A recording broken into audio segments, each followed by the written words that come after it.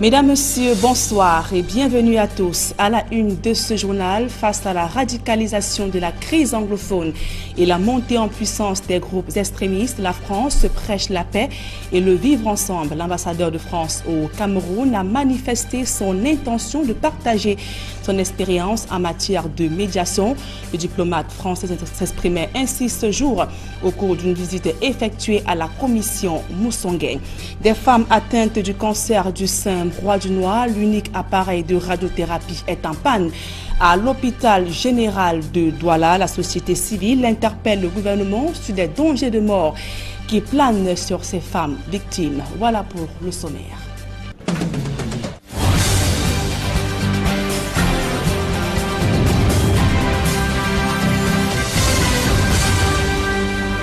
Mesdames, Messieurs, une fois encore, bonsoir et bienvenue à tous. L'insécurité prend de l'ampleur. Dans la ville de Douala, deux présumés groupes de braqueurs viennent d'être interpellés. Ils sont accusés d'avoir volé des véhicules après avoir drogué le propriétaire. Les membres du présumé premier groupe clament leur innocence, alors que le deuxième groupe, constitué de deux individus, présentés comme des démarcheurs dans la vente de ces voitures, ils estorquaient de l'argent aux potentiels acheteurs. Le compte rendu de Gladys Sidi. Les premiers individus interpellés étaient spécialisés dans le vol des véhicules dans la ville de Douala. Leur mode opératoire consistait à droguer les chauffeurs de taxi et à emporter leurs véhicules, tel que relaté par les victimes.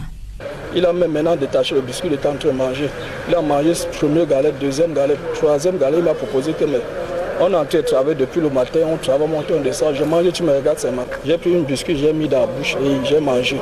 Je me suis mis à sommeiller. J'ai sommeillé au putain 15 minutes. Quand il me retrouve comme ça, je lui regarde, il n'était pas là. Je regarde d'où j'avais garé ma voiture, je ne le vois pas. Je fouille les poches, je ne vois plus lequel est ma voiture, je ne vois plus rien, tout. On s'est assis pour prendre le pot et c'est à partir du pot que tout est venu. J'ai même perdu conscience. Il a pris mes clés comme c'était sur la table avec le téléphone. Il a pris le téléphone et les clés. Il est parti. Il mangeait les biscuits, après il sort un bout, il me donne, je mange. Je me suis retrouvé une semaine après qu'il était parti avec ma voiture, tous mes pièces professionnelles, tout était parti. De sources policières, les deux individus interpellés acheminaient les véhicules dans les pays voisins tels que la Guinée équatoriale et le Gabon.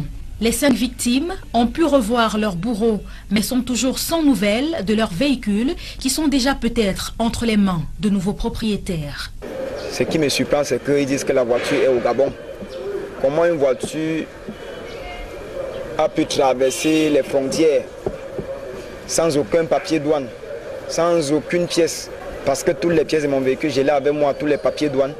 Je n'avais pas encore déclaré la carte grise. Le Gabon, c'est la zone CEMAC, la PJ. Les enquêtes peuvent aller jusqu'au-delà, jusqu'à interpeller les voitures au Gabon et faire retourner les voitures au Cameroun. Les deux autres individus présentés à la police judiciaire de Douala se faisaient passer pour des facilitateurs dans des transactions de vente de véhicules. Ils disparaissaient aussitôt qu'ils avaient encaissé de l'argent des potentiels acheteurs. Ils méditent sur leur sort dans les cellules de la police judiciaire. Et je vous le disais en titre, crise anglophone, la France milite pour un retour à la paix et le vivre ensemble.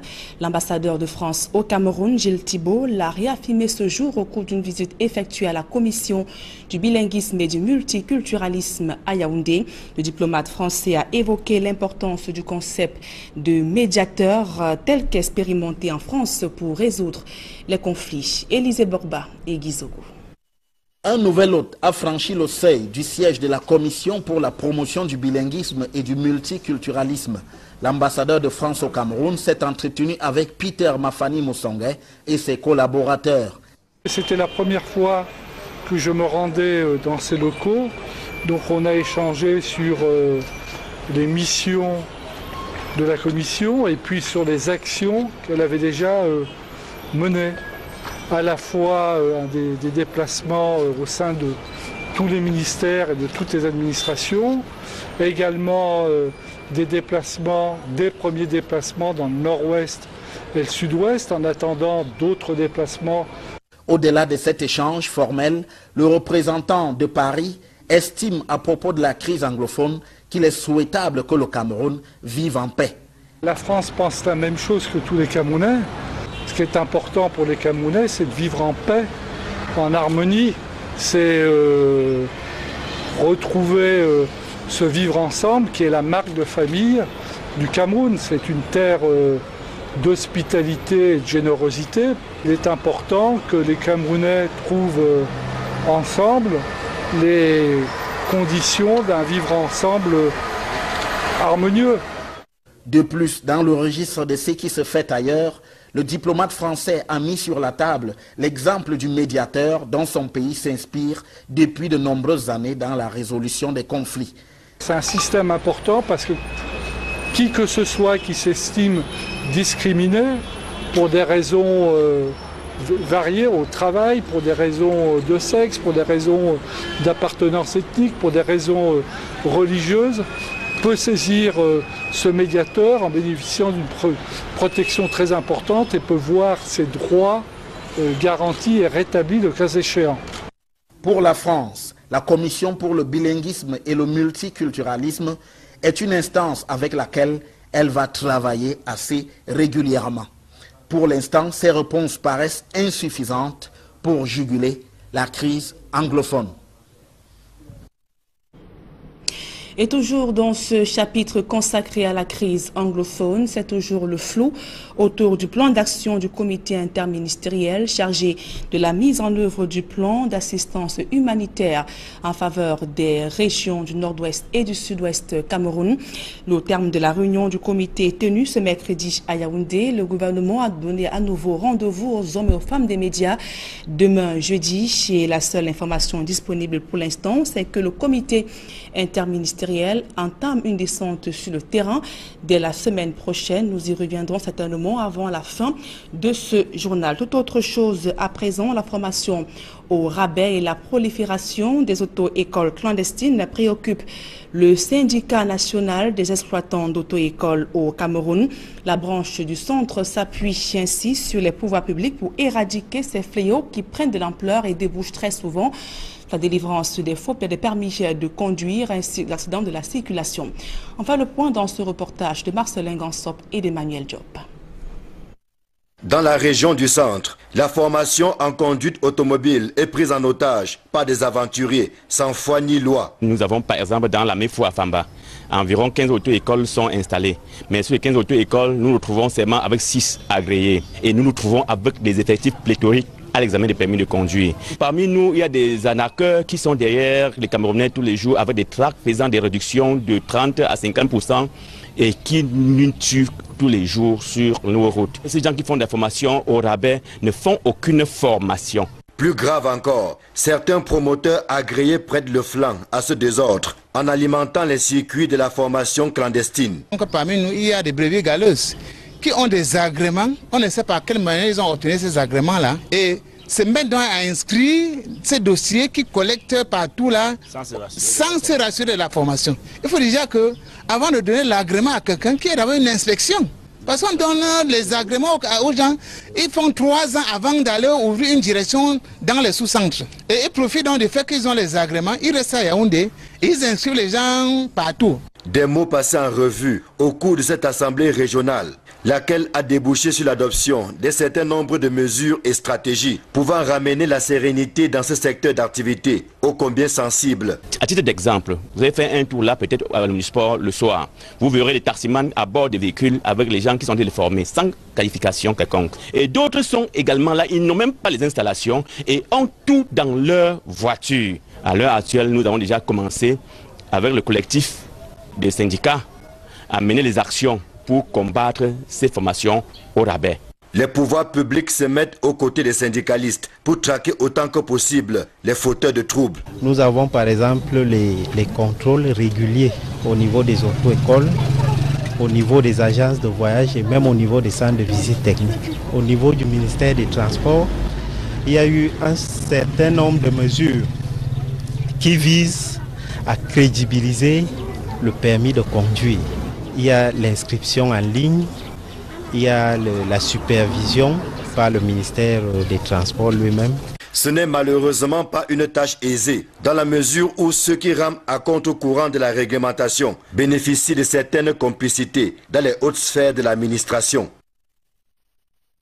Le chapitre santé de ce journal à présent, sale temps pour les femmes atteintes du cancer du sein au Cameroun. L'unique appareil de radiothérapie jusque-là disponible à l'hôpital général de Douala est en panne depuis des jours.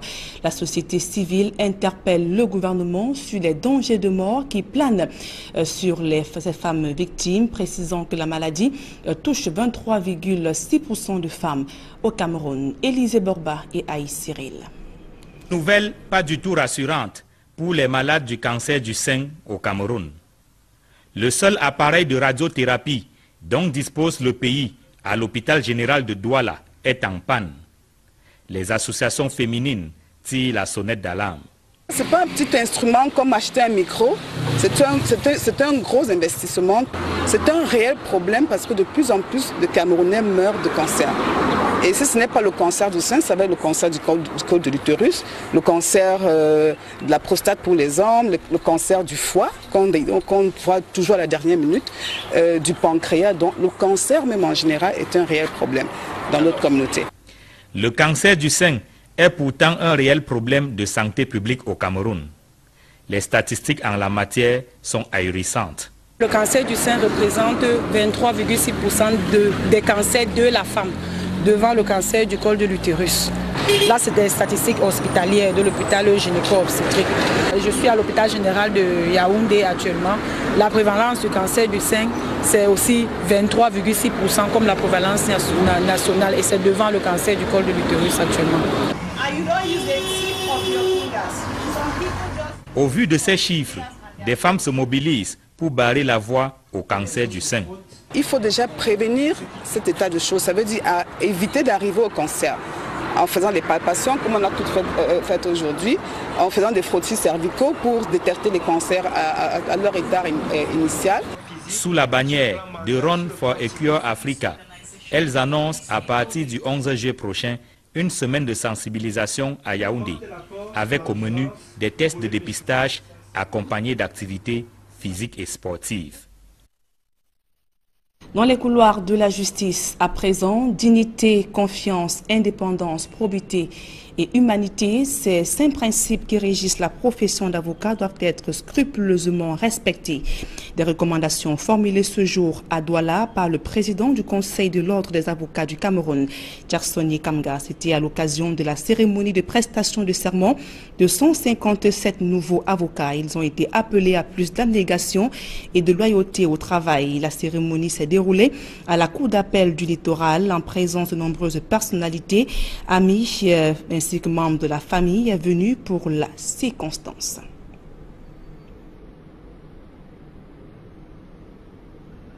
Écoutons à présent tour à tour ces différentes réactions, celle du bâtonnier Jarsoni Kamga et de quelques nouveaux avocats au micro d'Equinox Télévision. La dignité, la conscience, la probité, l'humanité, le respect des cours et tribunaux, le respect des lois de la République. À côté de ces obligations du serment légal, vous serez tenus, mes chers jeunes confrères, au respect des principes essentiels issus des règles et usages de notre profession, j'allais dire issus de nos traditions. Ces principes essentiels peuvent être regroupés autour de 11 maximes: l'honneur, la loyauté, le désintéressement, la confraternité, la délicatesse, la modération, la courtoisie, la compétence, le dévouement, la diligence et la prudence.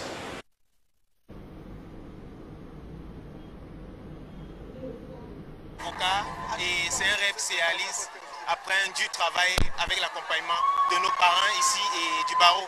Les leçons sont vraiment très agréables et je pense que durant le long de ma carrière, je ferai le mieux pour être le meilleur avocat possible et surtout exercer la profession dans les règles de l'art telles que l'a prescrit M. le bâtonnier. Un sentiment de satisfaction, de très grande satisfaction.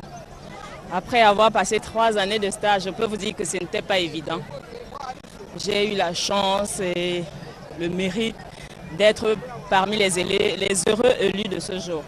Alors j'ai un sentiment de joie.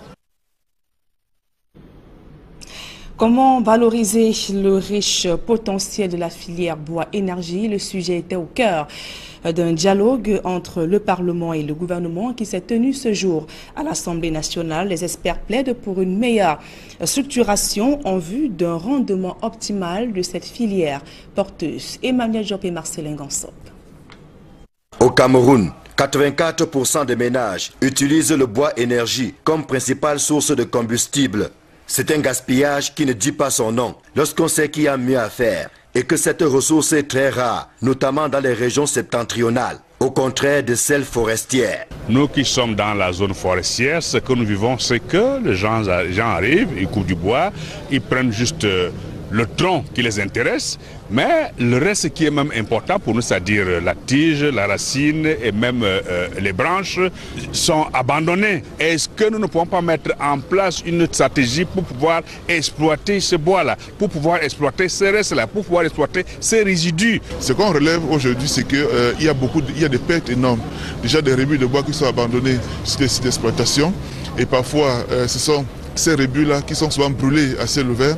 Je crois qu'il est question ici de voir comment est-ce qu'on peut valoriser ces bois pour pouvoir les transformer en source d'énergie, notamment le charbon. Le défi aujourd'hui est celui d'une meilleure organisation, laquelle devrait baliser le chemin de la valorisation de la filière bois-énergie au Cameroun. C'est de voir comment est-ce qu'on peut valoriser nos rébus de bois, les transformer en source d'énergie.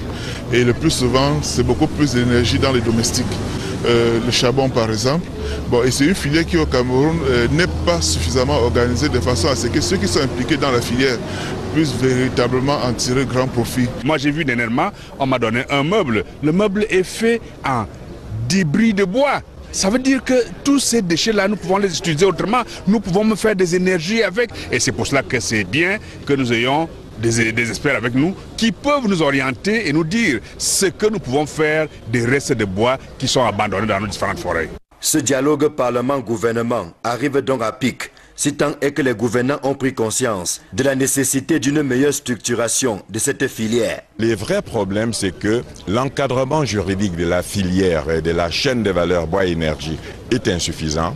Les quelques textes qui existent ne sont pas entièrement appliqués et il y a encore plusieurs ensembles vides qui méritent d'être comblés par les différents ministères sectoriels chargés de cette problématique. En se mettant aux côtés du gouvernement, à travers le réseau des parlementaires pour la gestion durable des écosystèmes forestiers d'Afrique centrale, la République fédérale d'Allemagne, via la GIZ, se montre préoccupée par l'avenir de la filière bois-énergie dans notre pays. Et je vous le disais il y a un instant, c'est toujours le flot observé autour du plan d'action du comité interministériel chargé de la mise en œuvre du plan d'assistance humanitaire en faveur des régions du nord-ouest et du sud-ouest Cameroun au terme de la réunion du comité tenue ce mercredi à Yaoundé. Le gouvernement a donné nouveau rendez-vous aux hommes et aux femmes des médias pour demain jeudi. La seule information disponible pour l'instant, c'est que le comité interministériel entame une descente sur le terrain dès la semaine prochaine. Élisée Borba et Aïe Cyril. Alors même que les opérations de collecte de fonds se poursuivent sur le terrain, le gouvernement annonce pour la semaine prochaine le début des activités du comité interministériel chargé de la mise en œuvre du plan d'assistance humanitaire d'urgence. Les activités du comité vont débuter dès la semaine prochaine sur le terrain. C'est les instructions du chef de l'État. Nous allons nous déployer sur le terrain et les premiers actes concrets vont commencer à se manifester.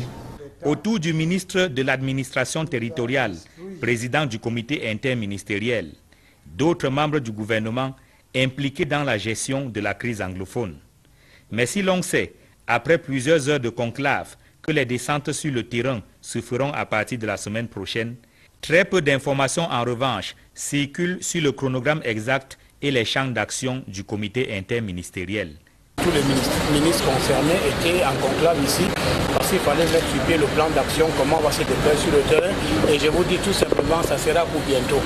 Pour finalement avoir l'information sur le plan d'action du comité interministériel, il faudra se rendre à un autre rendez-vous que donne le gouvernement, cette fois au ministère de la Communication.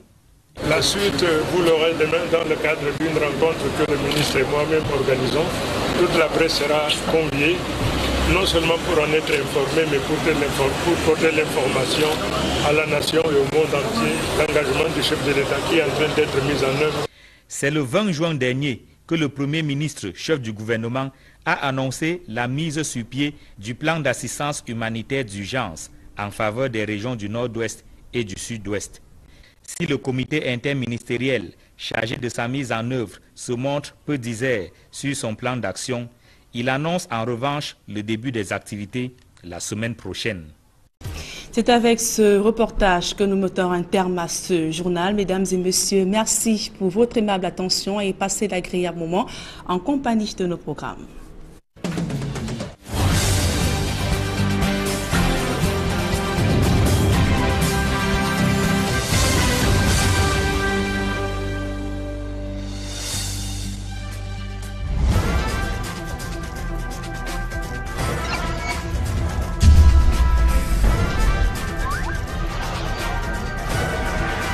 Equinox Télévision. Ils font 3 ans avant d'aller ouvrir une direction dans les sous-centres. Et ils profitent donc du fait qu'ils ont les agréments, ils restent à Yaoundé, ils inscrivent les gens partout. Des mots passés en revue au cours de cette assemblée régionale, laquelle a débouché sur l'adoption d'un certain nombre de mesures et stratégies pouvant ramener la sérénité dans ce secteur d'activité ô combien sensible. À titre d'exemple, vous avez fait un tour là peut-être à l'Omnisport le soir. Vous verrez les taximans à bord des véhicules avec les gens qui sont formés sans qualification quelconque. Et d'autres sont également là, ils n'ont même pas les installations et ont tout dans leur voiture. À l'heure actuelle, nous avons déjà commencé avec le collectif des syndicats à mener les actions pour combattre ces formations au rabais. Les pouvoirs publics se mettent aux côtés des syndicalistes pour traquer autant que possible les fauteurs de troubles. Nous avons par exemple les contrôles réguliers au niveau des auto-écoles, au niveau des agences de voyage et même au niveau des centres de visite technique. Au niveau du ministère des Transports, il y a eu un certain nombre de mesures qui visent à crédibiliser le permis de conduire. Il y a l'inscription en ligne, il y a la supervision par le ministère des Transports lui-même. Ce n'est malheureusement pas une tâche aisée, dans la mesure où ceux qui rament à contre-courant de la réglementation bénéficient de certaines complicités dans les hautes sphères de l'administration. Le chapitre santé de ce journal à présent, sale temps pour les femmes atteintes du cancer du sein au Cameroun. L'unique appareil de radiothérapie jusque-là disponible à l'hôpital général de Douala est en panne depuis des jours. La société civile interpelle le gouvernement sur les dangers de mort qui planent sur ces femmes victimes, précisant que la maladie touche 23,6% de femmes au Cameroun. Élisée Borba et Aïe Cyril. Nouvelle pas du tout rassurante pour les malades du cancer du sein au Cameroun. Le seul appareil de radiothérapie dont dispose le pays à l'hôpital général de Douala est en panne. Les associations féminines tirent la sonnette d'alarme. Ce n'est pas un petit instrument comme acheter un micro, c'est un gros investissement. C'est un réel problème parce que de plus en plus de Camerounais meurent de cancer. Et si ce n'est pas le cancer du sein, ça va être le cancer du col de l'utérus, le cancer de la prostate pour les hommes, le cancer du foie, qu'on voit toujours à la dernière minute, du pancréas. Donc le cancer même en général est un réel problème dans notre communauté. Le cancer du sein est pourtant un réel problème de santé publique au Cameroun. Les statistiques... Mesdames, Messieurs, bonsoir et bienvenue à tous. À la une de ce journal, face à la radicalisation de la crise anglophone et la montée en puissance des groupes extrémistes, la France prêche la paix et le vivre ensemble. L'ambassadeur de France au Cameroun a manifesté son intention de partager son expérience en matière de médiation. Le diplomate français s'exprimait ainsi ce jour au cours d'une visite effectuée à la commission Moussongué. Des femmes atteintes du cancer du sein Roi du Noir, l'unique appareil de radiothérapie est en panne. À l'hôpital général de Douala, la société civile interpelle le gouvernement sur des dangers de mort qui planent sur ces femmes victimes. Voilà pour le sommaire.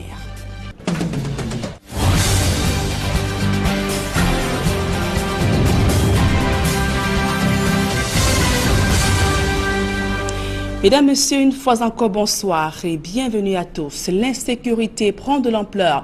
Dans la ville de Douala, 2 présumés groupes de braqueurs viennent d'être interpellés. Ils sont accusés d'avoir volé des véhicules après avoir drogué le propriétaire. Les membres du présumé premier groupe clament leur innocence, alors que le deuxième groupe, constitué de 2 individus, présentés comme des démarcheurs dans la vente de ces voitures, ils estorquaient de l'argent aux potentiels acheteurs. Le compte rendu de Gladys Sidi. Les premiers individus interpellés étaient spécialisés dans le vol des véhicules dans la ville de Douala. Leur mode opératoire consistait à droguer les chauffeurs de taxi et à emporter leurs véhicules, tel que relaté par les victimes. Il a même maintenant détaché le biscuit, il était en train de manger. Il a mangé première galette, deuxième galette, troisième galette. Il m'a proposé que on est en train de travailler depuis le matin, on travaille, monter, on descend. J'ai mangé, tu me regardes, c'est mal. J'ai pris une biscuit, j'ai mis dans la bouche et j'ai mangé. Je me suis mis à sommeiller. J'ai sommeillé au putain 15 minutes. Quand il me retrouve comme ça, je lui regarde, il n'était pas là. Je regarde d'où j'avais garé ma voiture, je ne le vois pas. Je fouille les poches, je ne vois plus les clés de ma voiture, je ne vois plus rien, tout. On s'est assis pour prendre le pot et c'est à partir du pot que tout est venu. J'ai même perdu conscience. Il a pris mes clés comme c'était sur la table avec le téléphone. Il a pris le téléphone et les clés. Il est parti. Il mangeait les biscuits, après il sort un bout, il me donne, je mange. Je me suis retrouvé une semaine après qu'il était parti avec ma voiture, tous mes pièces professionnelles, tout était parti. De sources policières, les 2 individus interpellés acheminaient les véhicules dans les pays voisins tels que la Guinée équatoriale et le Gabon. Les 5 victimes ont pu revoir leurs bourreaux, mais sont toujours sans nouvelles de leurs véhicules qui sont déjà peut-être entre les mains de nouveaux propriétaires. Ce qui me surprend, c'est en la matière sont ahurissantes. Le cancer du sein représente 23,6% des cancers de la femme, devant le cancer du col de l'utérus. Là, c'est des statistiques hospitalières de l'hôpital gynéco-obstétrique. Je suis à l'hôpital général de Yaoundé actuellement. La prévalence du cancer du sein, c'est aussi 23,6% comme la prévalence nationale et c'est devant le cancer du col de l'utérus actuellement. Au vu de ces chiffres, des femmes se mobilisent pour barrer la voie au cancer du sein. Il faut déjà prévenir cet état de choses, ça veut dire éviter d'arriver au cancer. En faisant des palpations, comme on a tout fait aujourd'hui, en faisant des frottis cervicaux pour détecter les cancers à leur état initial. Sous la bannière de Run for a Cure Africa, elles annoncent à partir du 11 juillet prochain une semaine de sensibilisation à Yaoundé, avec au menu des tests de dépistage accompagnés d'activités physiques et sportives. Dans les couloirs de la justice, à présent, dignité, confiance, indépendance, probité et humanité, ces 5 principes qui régissent la profession d'avocat doivent être scrupuleusement respectés. Des recommandations formulées ce jour à Douala par le président du Conseil de l'Ordre des avocats du Cameroun, Jarsoni Kamga. C'était à l'occasion de la cérémonie de prestation de serment de 157 nouveaux avocats. Ils ont été appelés à plus d'abnégation et de loyauté au travail. La cérémonie s'est déroulée à la Cour d'appel du littoral en présence de nombreuses personnalités, amis, ainsi que membres de la famille venus pour la circonstance.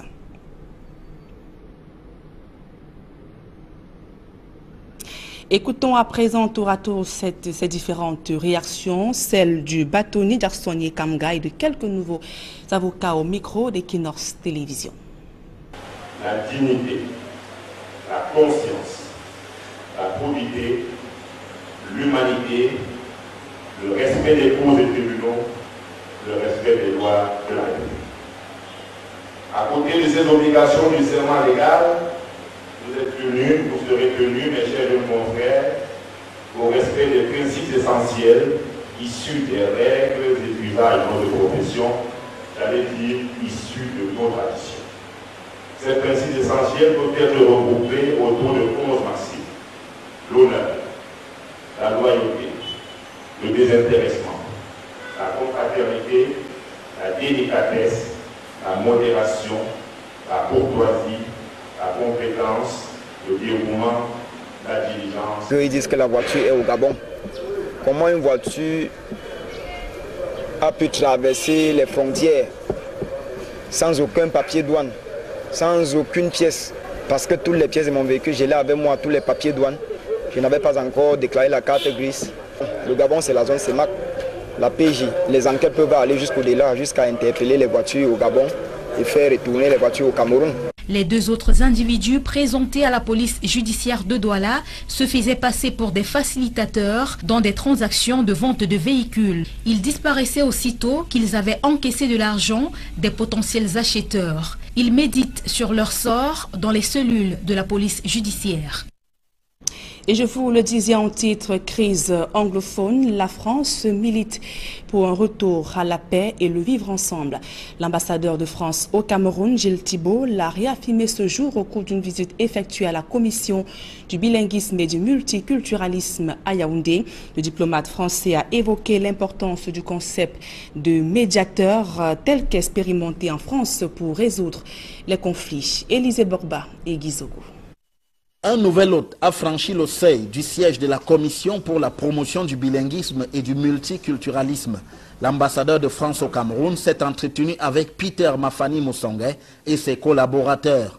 C'était la première fois que je me rendais dans ces locaux. Donc on a échangé sur les missions de la Commission et puis sur les actions qu'elle avait déjà menées. À la fois des déplacements au sein de tous les ministères et de toutes les administrations, également des premiers déplacements dans le nord-ouest et le sud-ouest, en attendant d'autres déplacements. Au-delà de cet échange formel, le représentant de Paris estime à propos de la crise anglophone qu'il est souhaitable que le Cameroun vive en paix. La France pense la même chose que tous les Camerounais. Ce qui est important pour les Camerounais, c'est de vivre en paix, en harmonie. C'est retrouver ce vivre ensemble qui est la marque de famille du Cameroun. C'est une terre d'hospitalité et de générosité. Il est important que les Camerounais trouvent ensemble les conditions d'un vivre ensemble harmonieux. De plus, dans le registre de ce qui se fait ailleurs, le diplomate français a mis sur la table l'exemple du médiateur dont son pays s'inspire depuis de nombreuses années dans la résolution des conflits. C'est un système important parce que qui que ce soit qui s'estime discriminé pour des raisons variées au travail, pour des raisons de sexe, pour des raisons d'appartenance ethnique, pour des raisons religieuses, peut saisir ce médiateur en bénéficiant d'une protection très importante et peut voir ses droits garantis et rétablis le cas échéant. Pour la France, la Commission pour le bilinguisme et le multiculturalisme est une instance avec laquelle elle va travailler assez régulièrement. Pour l'instant, ces réponses paraissent insuffisantes pour juguler la crise anglophone.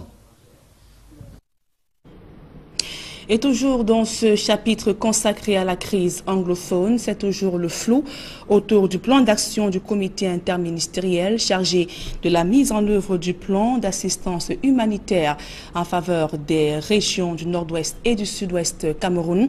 Au terme de la réunion du comité tenue ce mercredi à Yaoundé, le gouvernement a donné à nouveau rendez-vous aux hommes et aux femmes des médias demain jeudi. Et la seule information disponible pour l'instant, c'est que le comité interministériel entame une descente sur le terrain dès la semaine prochaine. Nous y reviendrons certainement avant la fin de ce journal. Toute autre chose à présent, la formation au rabais et la prolifération des auto-écoles clandestines préoccupent le syndicat national des exploitants d'auto-écoles au Cameroun. La branche du centre s'appuie ainsi sur les pouvoirs publics pour éradiquer ces fléaux qui prennent de l'ampleur et débouchent très souvent la délivrance des faux permis de conduire ainsi que l'accident de la circulation. Enfin, le point dans ce reportage de Marcelin Gansop et d'Emmanuel Diop. Dans la région du centre, la formation en conduite automobile est prise en otage par des aventuriers sans foi ni loi. Nous avons par exemple dans la Mefou à Famba, environ 15 auto-écoles sont installées. Mais sur les 15 auto-écoles, nous nous trouvons seulement avec 6 agréés. Et nous nous trouvons avec des effectifs pléthoriques à l'examen des permis de conduire. Parmi nous, il y a des arnaqueurs qui sont derrière les Camerounais tous les jours avec des tracts faisant des réductions de 30 à 50% et qui nous tuent tous les jours sur nos routes. Ces gens qui font des formations au rabais ne font aucune formation. Plus grave encore, certains promoteurs agréés prêtent le flanc à ce désordre. en alimentant les circuits de la formation clandestine. Donc, parmi nous, il y a des brebis galeuses qui ont des agréments. On ne sait pas à quelle manière ils ont obtenu ces agréments-là. Et se mettre donc à inscrire ces dossiers qui collectent partout là, sans se rassurer de la formation. Il faut déjà que, avant de donner l'agrément à quelqu'un, qu'il y ait d'abord une inspection. Parce qu'on donne les agréments aux gens